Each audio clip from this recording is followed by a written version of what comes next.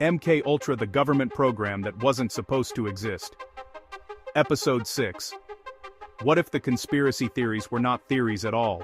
What if the most disturbing thing about them was that they were true? In 1977, the United States Senate held a hearing that confirmed something so dark, so calculated, and so deeply buried that most people still do not fully believe it happened. The CIA had spent over 20 years running illegal experiments on unwitting American and Canadian citizens, mind control experiments. They drugged people without consent. They subjected prisoners, mental patients, and ordinary civilians to electroshock therapy, sensory deprivation, hypnosis, and doses of LSD so extreme that several subjects never mentally recovered. The program was called MK Ultra, and the most disturbing part is not what they did. It is how much of it we will never know because the man in charge ordered almost all of the files destroyed before Congress could find them. The program MK Ultra began in 1953, born out of Cold War paranoia. American intelligence officials were convinced that the Soviet Union and China had developed techniques to control human behavior, to make people confess to crimes they did not commit, to reprogram loyalty, to break a mind and rebuild it according to someone else's design.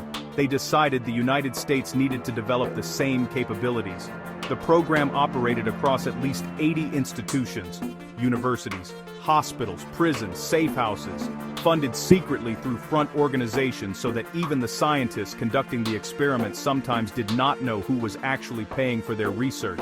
Subjects were given LSD without being told what they would be. With course and trines, with tours and Pradington, is being some were dosed repeatedly for weeks, some were kept in isolation for months. Some were subjected to days of looped audio recordings while they slept, a technique called psychic driving, designed to overwrite existing thought patterns with new ones. Most subjects were given no choice. Many had no idea what was being done to them. One man, Frank Olson, a CIA biochemist who had witnessed some of the program's more extreme experiments, began showing signs of severe psychological distress. 9 days later, he fell from a 10th floor window in New York City. His death was ruled a suicide.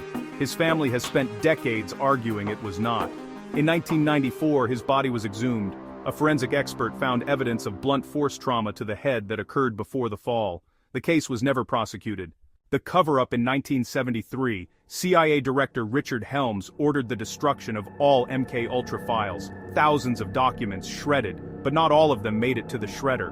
In 1977, a routine government records request turned up a separate cache of 20,000 MK Ultra documents that had been misfiled in a financial records building and survived the purge. Those documents confirmed the program's existence, its scope, and its methods. What they could not confirm was everything that had been destroyed. Which means what Congress investigated in 1977 was not the full picture. It was the fragment that survived by accident. The complete picture, everything Helms ordered destroyed, is gone forever. We do not know all of what was done. We do not know all of who it was done to. We do not know whether the program truly ended or simply changed its name and moved somewhere quieter. The question no one can answer MK Ultra was officially shut down in 1973, the same year the files were destroyed. But in 1977, testimony, former CIA Director Stansfield Turner confirmed that some related projects had continued under different names after the official termination. Related projects, different names. After the official termination. In the decades since, former intelligence insiders have made claims about successor programs, about research into behavioral influence that continued quietly inside defense and intelligence budgets that the public never sees. None of it has been officially confirmed. None of it has been officially denied either. And in a post-MK Ultra world, where the government's own Senate hearing proved that intelligence agencies ran secret programs on civilians for 20 years before anyone outside the agency knew.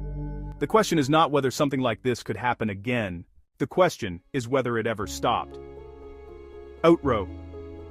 The files are gone, the witnesses are mostly dead, the institutions that participated have never faced accountability, and the agency that ran the program is still operating today with a budget that is classified. What MK Ultra proved is not just that governments can do terrible things in secret. Most people already know that.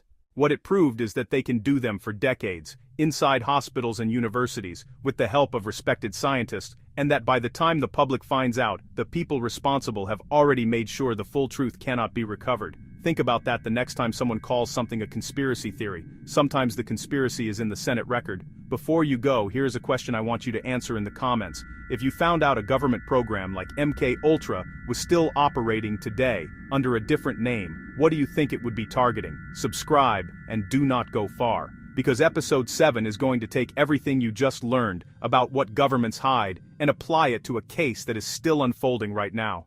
I will see you in the dark.